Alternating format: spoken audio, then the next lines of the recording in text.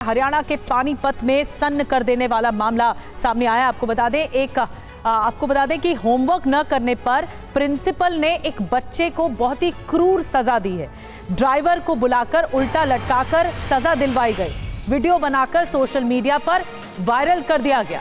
एक मासूम बच्चे के साथ ये दरिंदगी की गई।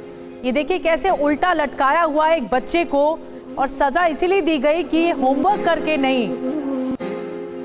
करके बच्चे नहीं आए थे और इस वजह से ये सजा दी गई। बहुत ही क्रूर मामला सामने आया है। हरियाणा के पानीपत से मामला सामने आया है और ड्राइवर को बाकायदा बुलाया गया और फिर उल्टा लटकवाया गया। वीडियो सोशल मीडिया पर वायरल है, लेकिन बहुत ही सन्न कर देने वाला ये मामला है। बच्चे की पिटाई का भी वीडियो आया है, वो भी हम आपको दिखाएंगे। लेकिन ये देखिए कितनी दरिंदगी है कि इस तरह से उल्टा लटकाया गया एक मासूम को, एक बच्चे को, वो भी होमवर्क न करने पर ये सजा दी गई। कहां था स्कूल प्रशासन, किसी को कुछ नहीं पता है। और ये जो करवाया गया, बताया जा रहा है प्रिंसिपल के कहने पर ही करवाया गया।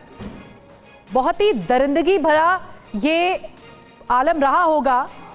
और सोचिए उन माता पिता की जो अगर देख रहे हो कि अपने बच्चों को वो स्कूल भेजते हैं पढ़ने के लिए, लेकिन उसके बावजूद स्कूल में ये क्रूरता बढ़ती जाती है एक बच्चे के साथ, मासूम बच्चे के साथ। अब आपको बताते हैं बच्चे की पिटाई भी की गई है।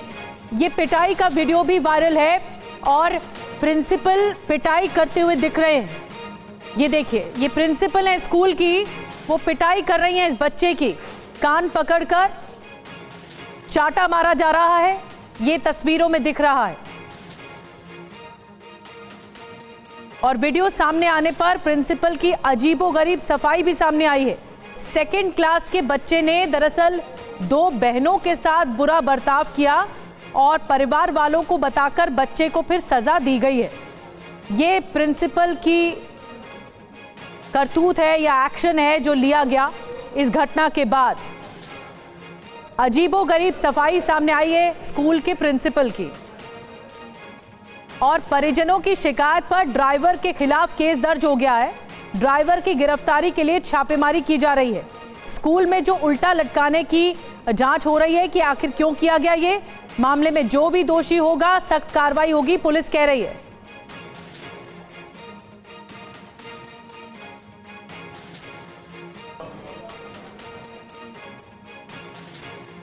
मासूम को कैसे उल्टा लटकाया गया है, देखिए किस तरह की सजा दी गई है। और ड्राइवर को बाकायदा प्रिंसिपल ने बुलाया, उसके बाद उसकी मदद से ये बच्चे के साथ सलूक किया गया। अब आपको बताते हैं कि ये पानीपत के स्कूल में कैसे पाप किया गया है। बच्चे को उल्टा लटकाकर पीटा गया है। प्रिंसिपल के ड्राइवर ने सजा दी है और प्रिंसिपल के ड्राइवर को बुलाया गया। प्रिंसिपल ने पहले थप्पड़ मारा, आप देख रहे हैं बच्चे को, फिर खिड़की से लटकाकर इसकी पिटाई की गई। ये क्रूरता बढ़ती गई। होमवर्क नहीं करके आया था, ऐसी सजा दी गई, ये बताया जा रहा है। और प्रिंसिपल की जानकारी होने से इनकार है, ये भी कहा जा रहा है। बाद में प्रिंसिपल ने ही अजीबोगरीब सफाई दी। पहले जानकारी होने से इनकार किया, फिर सफाई भी दी गई। अजीबोगरीब की दो बहनों के साथ सलूक अच्छा नहीं था इस बच्चे का, और इस वजह से इसको ये सजा दी गई। उल्टा लटकाया गया, खिड़की से बांधकर उल्टा लटकाया गया बच्चे को, उसकी पिटाई की गई। ये अजीबोगरीब सफाई भी प्रिंसिपल की सामने आई है। और ये भी जानकारी मिली है कि होमवर्क न करने पर बच्चे को एक ऐसी सजा दी गई है। प्रिंसिपल के ड्राइवर ने ये सजा दी है, खिड़की से लटकाकर पिटाई की गई है। और प्रिंसिपल का जानकारी होने से इनकार है। ये अजीबोगरीब सफाई आई है सामने प्रिंसिपल की।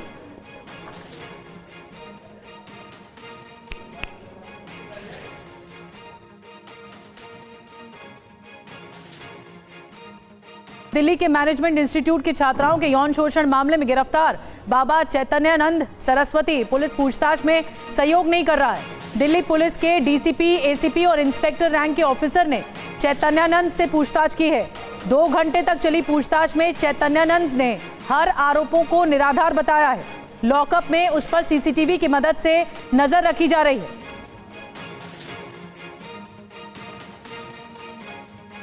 और चैतन्यानंद मामले पर एक और बड़ा पर्दाफाश हुआ है। इंस्टीट्यूट की छात्राओं को हरिद्वार और विदेश ले जाता था चैतन्यानंद।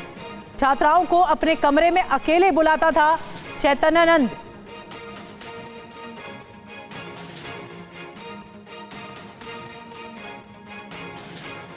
तो आपको दो खबरें बता रहे हैं एक साथ कि किस तरह से अब पूछताछ की जा रही है, डीसीपी रैंक के अधिकारियों की तरफ से पूछताछ की जा रही है।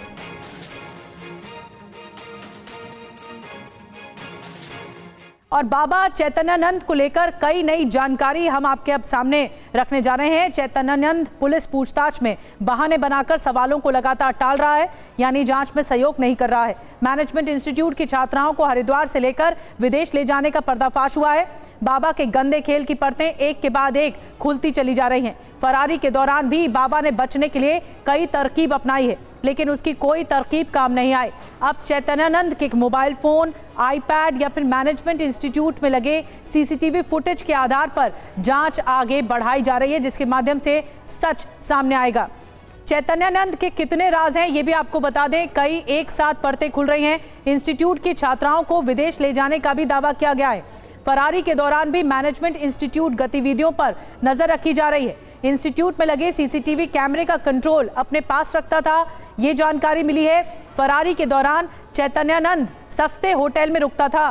फरारी के आपको बता दें दौरान 40 दिनों में चैतन्यानंद ने 13 होटल बदले थे, ये जानकारी मिली है। फरारी के दौरान साधुओं के बीच छिपा रहता था। और चैतन्यानंद सरस्वती को आज सुबह दिल्ली पुलिस वसंत कुंज के उस मैनेजमेंट इंस्टीट्यूट लेके गई जहां पर छात्राओं ने यौन उत्पीड़न का आरोप उस पर लगाया है। सूत्रों के मुताबिक इस दौरान पुलिस चैतन्यानंद को उस रूप में भी लेकर गई, उस रूम में लेके गई जहां वो छात्राओं को मिलने के लिए बुलाता था। संवाददाता विवेक शर्मा की रिपोर्ट देखिए। छेड़छाड़ और शोषण के मामले में गिरफ्तार किए गए चैतन्यानंद की मुश्किलें कम होने का नाम नहीं ले रही हैं। आज सुबह चैतन्यानंद को लेकर दिल्ली पुलिस की टीम इसी इंस्टीट्यूट के उस कमरे में पहुंची थी जिसको लेकर उस पर आरोप है कि इसी रूम के अंदर वो छात्राओं के साथ छेड़छाड़ करता था, उनका शोषण करता था। दिल्ली पुलिस की टीम ने वहां पर उसके पूछताछ की और साथ ही सीसीटीवी कैमरों की लोकेशन की भी जांच पड़ताल की। आपको बता दें कि चैतन्यानंद पर आरोप है कि उसने जो हॉस्टल में सीसीटीवी कैमरे लगे थे उसका एक्सेस अपने फोन में रखा हुआ था। इसके अलावा इंस्टीट्यूट में लगे सभी सीसीटीवी कैमरों की गतिविधियों को वो अपने फोन के माध्यम से देखा करता था। तो काफी गंभीर आरोप चैतन्यानंद पर लगे हैं, जिसके आधार पर पुलिस जांच पड़ताल कर रही है। आपको बता दें कि रविवार को दिल्ली पुलिस की टीम ने आगरा से चैतन्यानंद को गिरफ्तार किया था। उसके बाद उसे पटियाला हाउस कोर्ट में पेश किया गया था, जहां से कोर्ट ने उसे 5 दिन की पुलिस रिमांड पर भेज दिया था। पुलिस ने तर्क दिया था कि चैतन्यानंद से पूछताछ करनी है, जो पीड़िताओं ने बयान दी है उसके आधार पर भी उससे जांच पड़ताल करनी है, उससे पूछताछ करनी है। साथ ही उसके फोन का पासवर्ड भी पता करना है और उन लोकेशन पर भी लेके जाना है जहां पर उस पर आरोप है कि वहां पर ले जाकर उसने लड़की के साथ छेड़खानी की थी। तो काफी गंभीर आरोप चैतन्यानंद पर लगे हैं, जिसके आधार पर लगातार दिल्ली पुलिस जांच पड़ताल करती हुई नजर आ रही है। तो साथ ही दिल्ली पुलिस ये भी चैतन्यानंद से पूछ रही है कि फरारी के दौरान उसका किस लोगों ने साथ दिया था, यानी कि वो होटलों में जहां रुकता था वो होटल कौन बुक करवाता था। सूत्रों का कहना है कि हर एंगल से तफ्तीश की जा रही है। जरूरत पड़ने पर इंस्टीट्यूट के अगर किसी सदस्य को पूछताछ के लिए बुलाना होगा तो उससे भी पूछताछ की जाएगी। कैमरा कपिल के साथ विवेक शर्मा, TV9 भारतवर्ष, दिल्ली। तो भारत ने दुबई में हुए एशिया कप के फाइनल में पाकिस्तान को 5 विकेट से पीट दिया। इस जीत के हीरो रहे तिलक वर्मा, जिनके सामने पाकिस्तानी गेंदबाजों ने घुटने टेक दिए। टीम इंडिया की जीत का जश्न पूरे भारत में मनाया जा रहा है। पूरे लोग रात भर ढोल नगाड़ों के साथ झूमते गाते हुए नजर आए।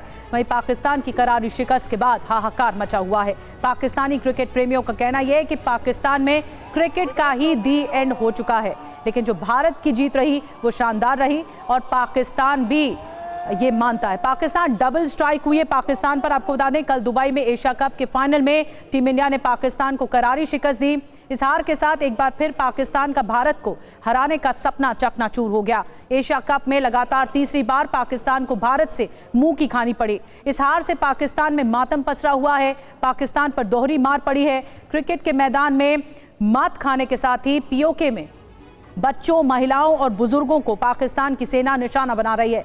पाकिस्तानी सेना के अत्याचार के बाद पीओके में हिंसक बगावत भी शुरू हो गई है। पाकिस्तान की बौखलाहट है।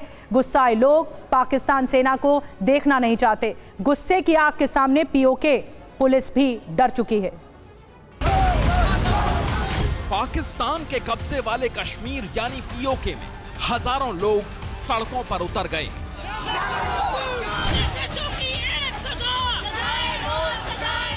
जनता ने पाकिस्तानी सरकार, सेना और पुलिस के खिलाफ जोरदार प्रदर्शन किया। इस बार इरादा आर या पार का है।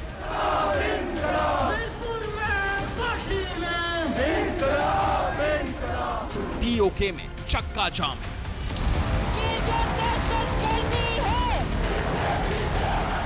पीओके में तैनात पुलिस वाले हड़ताल पर चले गए। चौकियों पर ताला लटका दिया गया है। पाकिस्तान की सरकार के दफ्तरों को जनता ने बंद करवा दिया है। बगावत के इन शोलों को काबू करने के लिए फील्ड मार्शल आसिम मुनीर ने सेना उतार दी है। मंशा पीओके में भी बलूचिस्तान जैसा नरसंहार करवाने की है। पाकिस्तान की सेना पीओके में निहत्थे प्रदर्शनकारियों पर सीधे फायरिंग कर रही है। इस फायरिंग में कई लोगों की मौत भी हुई है। लेकिन जब मुनीर की सेना ने एक 6 साल की मासूम बच्ची का सीना गोलियों से छलनी कर दिया तो पाक के पाप का घड़ा भर गया। पीओके का हर परिवार क्रोध से भर गया और आर पार के इंकलाब का ऐलान हो गया।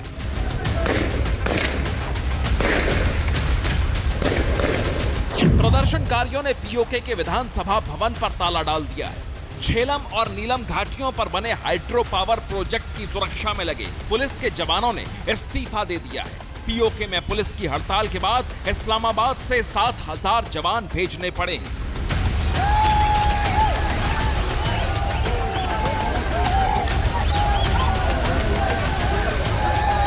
इस्लामाबाद से आई पुलिस फोर्स प्रदर्शनकारियों को देखते ही गोली मार रही है। लेकिन पीओके के लोगों का आक्रोश उनके भी पैर उखाड़ रहा है।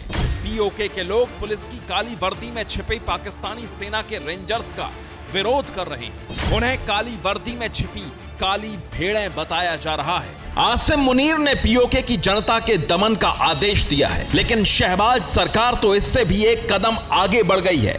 मुजफ्फराबाद और नीलम घाटी की निहत्थी जनता पर जहरीले केमिकल बम का इस्तेमाल करना शुरू कर दिया है। सुना आपने, मुनीर की सेना पीओके के निहत्थे लोगों के सीने पर सीधे गोलियां दाग रही है और पाकिस्तान की सरकार ने प्रदर्शनकारियों पर तेजाब जैसे केमिकल का इस्तेमाल करवाना शुरू कर दिया है। इसलिए अब तक पीओके में मुनीर सेना की दहशतगर्दी के खिलाफ नारा लगता था, लेकिन अब नारे अमेरिका की चापलूसी करने वालों के खिलाफ लग रहे हैं। पीओके में लोगों के प्रदर्शन को कुचलने के लिए सुरक्षा बलों ने हदें पार कर दी हैं। छात्रों, बूढ़ों, बच्चों और महिलाओं तक पर गोलियां चलाई गईं। आंसू गैस के गोले छोड़े गए। झड़प में कई पत्रकारों को भी गोली लगी है। इस विद्रोह का साथ गिलगिट बाल्टिस्तान। तो महाराष्ट्र के कई जिलों में मूसलाधार बारिश हो रही है, जिसकी वजह से हालात बहुत खराब हो गए हैं। महाराष्ट्र के अलग अलग इलाकों की तस्वीर हम आपको एक साथ दिखा रहे हैं। छत्रपति संभाजी नगर में अचानक आई बाढ़ से फंसे लोगों का रेस्क्यू किया गया। लातूर में एक पुल नदी में उफान में बह गया। वसई विरार की सड़कों पर भारी जल जमाव देखने को मिला। तस्वीरें आप देख रहे हैं। तो वहीं ठाणे में रिहायशी इलाके जलभराव से लोग यहां पर जूझते हुए नजर आए। पुणे में नदी में एक कार गिर गई।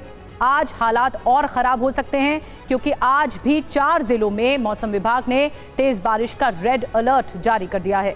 और बड़ी खबर आपको बता रहे हैं, महाराष्ट्र के छत्रपति संभाजी नगर में हो रही मूसलाधार बारिश की वजह से कई गांव में बाढ़ जैसे हालात बन गए हैं। फुलमस्ता नदी के उफान पर आने के बाद पानी कई गांव में घुस गया है। अचानक ज्यादा पानी आने की वजह से खेतों में काम कर रहे 10 से 15 लोग फंस गए। फंसे लोगों को ग्रामीणों ने किसी तरह रेस्क्यू करके बाहर निकाला। देखिए कैसे पानी के बीच फंसे लोगों को बाहर निकाला जा रहा है। लगातार हो रही बारिश और नदी नाले के उफान पर आने से मराठवाड़ा का इलाका सबसे ज्यादा प्रभावित है।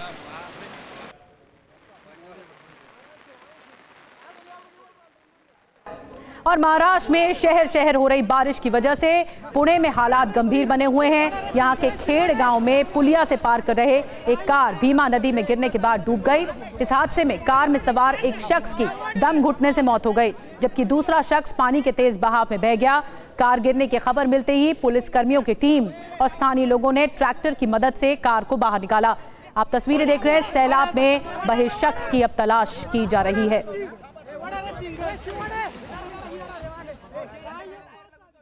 और इस बीच आपको बता दें, महाराष्ट्र के वसई विरार से भी बहुत ही खतरनाक तस्वीरें आई हैं। मूसलाधार बारिश से जनजीवन बुरी तरह प्रभावित है। लगातार हो रही बारिश की वजह से शहर के निचले इलाकों में जलभराव हो गया है। सड़कों पर पानी भरने की वजह से गाड़ियों के साथ लोगों को काम पर निकलने में मुसीबतों का सामना करना पड़ रहा है। कई दुकानों में भी पानी घुस गया है। सबसे ज्यादा परेशानी रिहायशी इलाकों में हो रही है। पानी की निकासी की सही व्यवस्था नहीं होने की वजह से गंदगी का भी अंबार लगा हुआ है। देख रहे हैं आप तस्वीरें, जिससे बीमारी फैलने का भी खतरा है।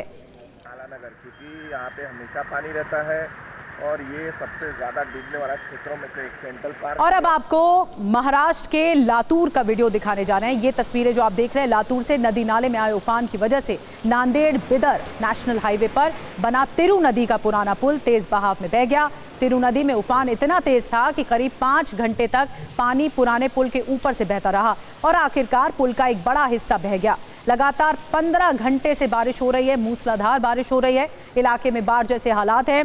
प्रशासन ने इस रास्ते को अनिश्चित काल के लिए बंद कर दिया है एहतियातन, और लोगों से वैकल्पिक रास्ते का इस्तेमाल करने की अपील की जा रही है।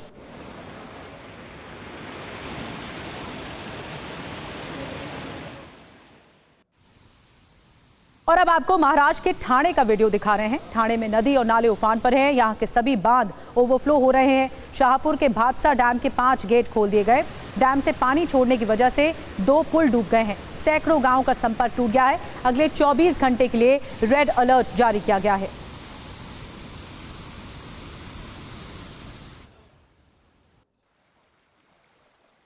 ठाणे भिवंडी इलाके का एक और वीडियो दिखा रहे हैं हम आपको टीवी स्क्रीन पर। लगातार हो रही बारिश की वजह से जनजीवन यहां भी अस्त व्यस्त है। भिवंडी के अंजुर फाटा, मुख्य बाजार, 3 बत्ती सहित कई निचले इलाकों में जलभराव हो गया है, जिससे लोगों को आवाजाही में मुश्किलों का सामना करना पड़ रहा है। शहर की सड़कों पर पानी भरने से यातायात प्रभावित है। व्यापारियों को भी नुकसान हुआ है। डिप्टी सीएम एकनाथ शिंदे ने समीक्षा बैठक भी की है पानी को लेकर। शिंदे ने कहा है कि जिन इलाकों में पानी जमा है वहां से पानी डाइवर्ट किया गया है। आला अधिकारियों को अलर्ट मोड पर रहने का निर्देश दिया गया है। नमस्कार, मैं हूं प्रीति रघुनंदन। महाराष्ट्र के महानिर्णय के इस विशेष कार्यक्रम में आप सभी का स्वागत है। शुरुआत करते हैं एक बड़ी खबर से।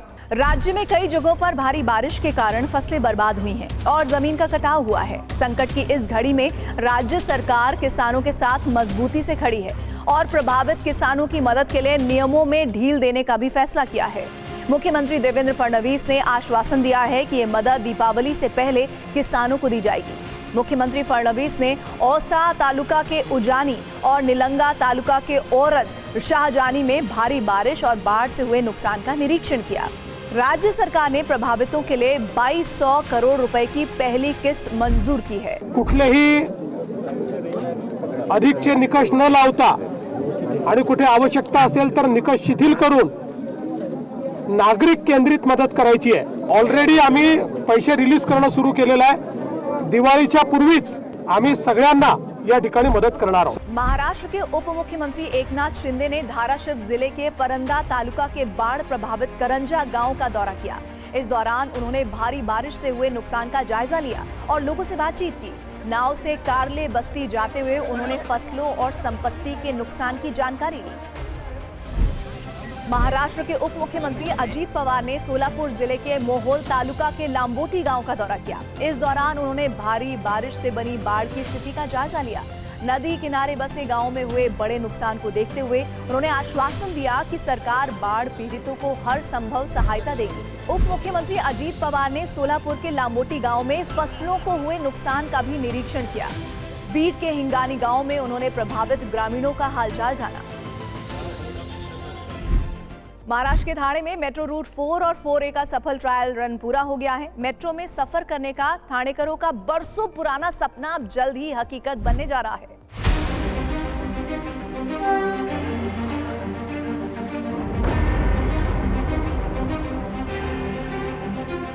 ठाणे में पहली मेट्रो का ट्रायल रन मुख्यमंत्री देवेंद्र फडणवीस और उप मुख्यमंत्री एकनाथ शिंदे की उपस्थिति में किया गया।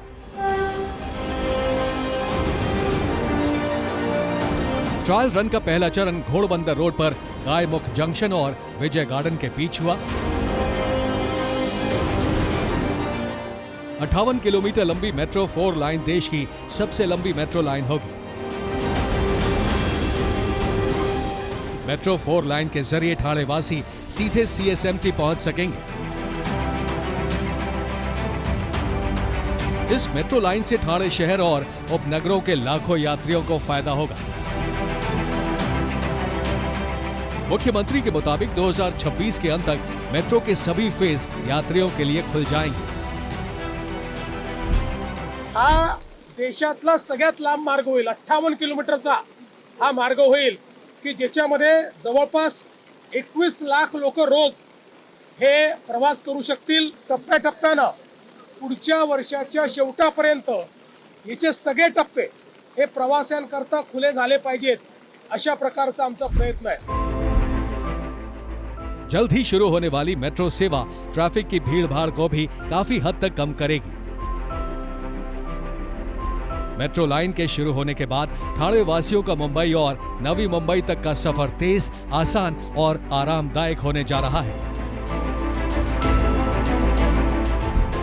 महाराष्ट्र में एनसीसी ट्रेनिंग के लिए जल्द ही एक एनसीसी अकेडमी बनाई जाएगी। राज्य के खेल एवं युवा कल्याण मंत्री एडवोकेट माणिक राव कोकाटे ने इस प्रशिक्षण संस्थान के लिए मुंबई महानगर क्षेत्र में जगह उपलब्ध कराने के लिए जरूरी निर्देश दिए। मंत्रालय में एनसीसी को लेकर एक बैठक आयोजित की गई, जिसके बाद माणिक राव कोकाटे ने ये जानकारी दी। आंगनवाड़ी कार्यकर्ताओं और सहायिकाओं को 2000 रुपए की राशि उपहार के तौर पर दी जाएगी। एकीकृत बाल विकास सेवा योजना के अंतर्गत काम करने वाली आंगनवाड़ी कार्यकर्ताओं और सहायिकाओं को भाऊ बीज का उपहार दिया जाएगा। मंत्री अदिति तटकरे ने बताया कि इसके लिए कुल 40.61 करोड़ रुपए उपलब्ध कराए गए हैं। आंगनवाड़ी कार्यकर्ता और सहायिकाएं महिलाओं और बच्चों की देखभाल, पोषण और समग्र विकास के लिए महत्वपूर्ण सेवाएं दे रही हैं। उनके काम के सम्मान में भाऊ बीज की ये रकम गिफ्ट के तौर पर मंजूर की गई है।